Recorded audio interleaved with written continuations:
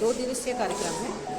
नहीं, इसमें सभी को इन्वाइट करा गया है जितना उद्घाटन सत्र में श्रीलंका से, नॉर्वे से, ऑस्ट्रेलिया से। सर, ये प्रेरणा हमारी प्राचार्य महोदया खुद इंटरनेशनल लेवल पर हमारी टीमें जाती रही हैं और हमेशा खिलाड़ियों को ये तकलीफ होती है, लैंग्वेज का प्रॉब्लम आता है। उद्घाटन सत्र में ही आप देखेंगे श्रीलंका से एक सर आ रहे हैं, डॉक्टर ब्रेसिल नगाड वितान।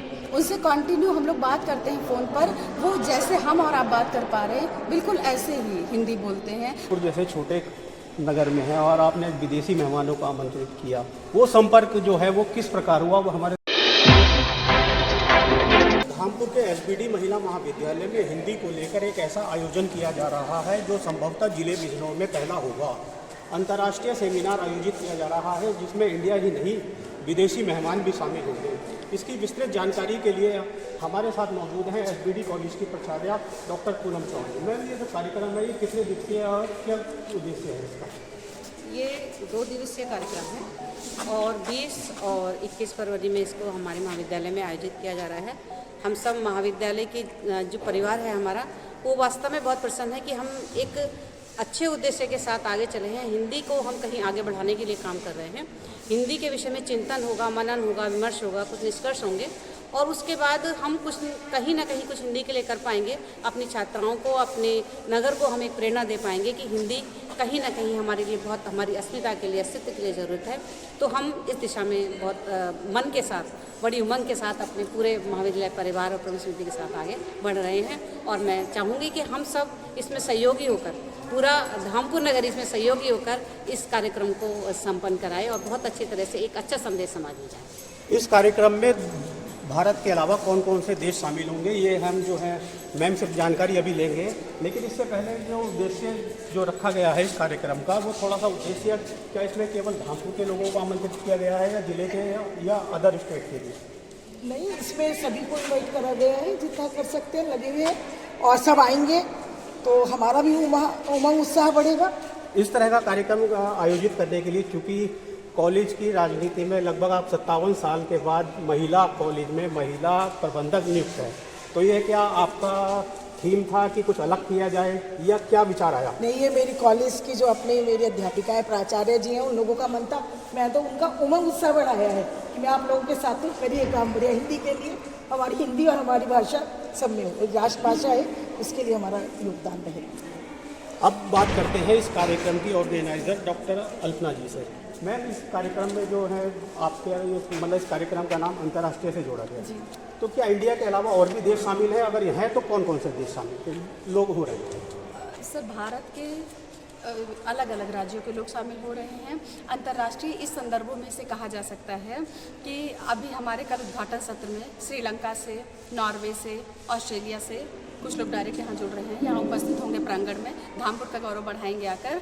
और इसके साथ ऑनलाइन सत्र में लगातार ऑस्ट्रेलिया से, ब्रिटेन से, चीन से, तजाकिस्तान है, नॉर्वे है, अलग अलग देशों से लोग जुड़ेंगे और वो अपने अपने देश में हिंदी को लेकर क्या उनको गर्व है वो बताएंगे या हिंदी को कहाँ समस्या आ रही वो बताएंगे। तो ये एक हमारा प्रयास है कि संकीर्ण होकर, क्षेत्रवाद होकर, भाषावाद से बाहर निकल के हिंदी को राष्ट्रीय अस्मिता का प्रश्न बनाकर देखें इसे। और कल अंतर्राष्ट्रीय सेमिनार के साथ ही हमारा महाविद्यालय कैंपेन प्रारंभ कर रहा है जिसमें हिंदी हस्ताक्षर अभियान हम शुरू करने वाले हैं। इसमें संयुक्त राष्ट्र में हिंदी को राष्ट्रभाषा का दर्जा दिए जाने के लिए हम एक पहल कर रहे हैं और ज़्यादा से ज़्यादा हस्ताक्षर उसमें करके इस अभियान को प्रारंभ कर रहे हैं। कोशिश करेंगे धामपुर वाले भी इसमें जुड़ें।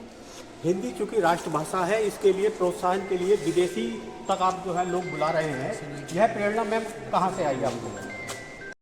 सर, ये प्रेरणा हमारी प्राचार्य महोदया खुद हिंदी विभाग के अध्यक्ष भी हैं, साथ में प्राचार्य भी हैं और हिंदी के प्रति उनका इतना लगाव है कि वो हमेशा चाहती हैं कि हिंदी को पूरे देश विदेश में मान्यता मिले। और उन्होंने ये भी प्रयास किया है जिस तरह से संयुक्त राष्ट्र में हिंदी को एक राष्ट्रभाषा के रूप में प्रचारित और प्रसारित किया जाए।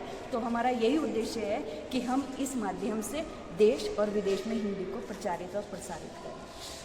मैम, आप जो है अक्सर खेलों में आगे रही है, जो छात्राओं को राष्ट्रीय स्तर पर, जो प्रदेश स्तर पर आपने सहयोग किया, उन्हें बढ़ाया।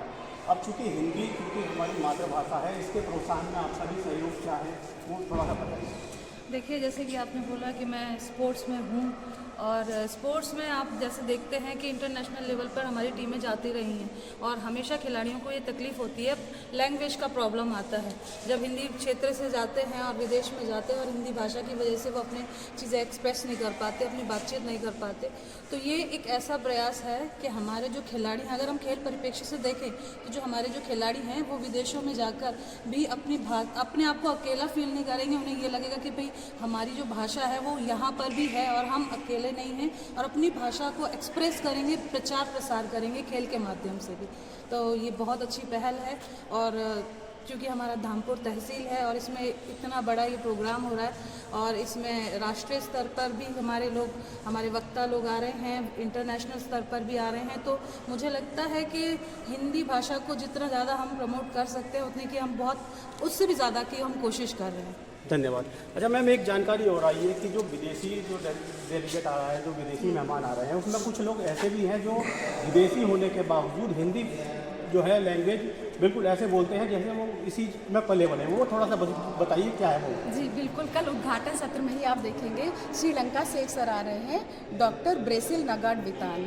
उनसे कंटिन्यू हम लोग बात करते हैं फ़ोन पर, वो जैसे हम और आप बात कर पा रहे हैं बिल्कुल ऐसे ही हिंदी बोलते हैं, बल्कि इससे भी ज़्यादा शुद्ध और परिष्कृत करके, नाम में बड़ा जी लगाकर, आदर के साथ, सम्मान के साथ। तो ये हमारे लिए भी गर्व की बात है कि श्रीलंका में बैठ के कोई हिंदी में बराबर बात कर रहा है और वो इंटरेस्टेड है कि आके बोल रहे हैं। नॉर्वे से एक सर आ रहे हैं, भारतीय मूल के हैं वो, लेकिन वो भी बाकायदा हिंदी में आपसे बात करेंगे, तो उनको भी गर्व महसूस होता है। और हिंदी ऐसा नहीं कि भारतीयों के लिए ही गर्व का प्रश्न है, अस्मिता का प्रश्न हमारे लिए है, लेकिन विदेशों में भी इसे बहुत अच्छा स्थान प्राप्त है। तो ये आप देख।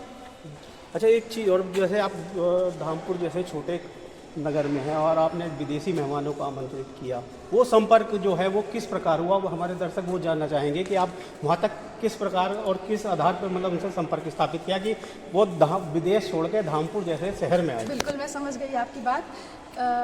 तो इससे थोड़ा सा मैं व्यक्तिगत भी बातें करना चाहूँगी, चूँकि मैं लखनऊ से हूँ और मैं सेंट्रल कैंपस से पढ़ी हुई हूँ, लखनऊ विश्वविद्यालय की स्टूडेंट रही हूँ। वहाँ मैंने कंटिन्यू ये परिवेश देखा है, तो लोग आते थे और उनके, मैं स्टूडेंट लाइफ में मैंने वो सब देखा है, जिया है, तो वही प्रेरणा पाकर आज मैं यहाँ पहुँची हूँ। तो मुझे लगा कि ठीक है, छोटी जगह है, जितने मित्र आ रहे हैं मेरे, सबको मैंने बताया कि हम सी ग्रेड शहर में रहते हैं, ठीक है, इसका जो गवर्नमेंट शहर में सी ग्रेड कहा जाता है इसे, ठीक है, इसमें हम बहुत सीमित सुविधाएं देंगे आपको, छोटा शहर है, मेट्रो नहीं है, बहुत इसमें हाई फाई आपको सुविधाएं नहीं मिलेंगी, लेकिन वो सब तैयार है। बल्कि गवर्नमेंट के द्वारा मुझे प्रमोट किया गया, फंड दिया गया कि आप छोटे से शहर में अल्प सीमित संसाधन से भी ज़्यादा हम आपको सहयोग करेंगे, आप आगे बढ़िए और इसी तरह हिंदी को लेकर या और भी प्रश्न हम उठा सकते हैं, उन प्रश्नों को उठाइए। विदेशी भी इसी प्रेरणा से वो भी जुड़ रहे हैं। जब आप देख रहे हैं छोटी जगह से आदमी एक प्रयास करने के लिए आगे आता है तो लोग उसे परेशान नहीं करते, उसका हौसला बढ़ाते हैं। तो ये उनकी हौसला अफजाई है कि वो इसलिए हमारी है। न्यूज़ टाइम्स लाइव के लिए आपको कार्यक्रम की अग्रिम शुभकामनाएं। हमें उम्मीद है कि जैसा कार्यक्रम आपके द्वारा बताया गया है उससे भी बेहतर साबित होगा। न्यूज़ टाइम्स लाइव के लिए धामपुर से अभिषेक गुप्ता की रिपोर्ट।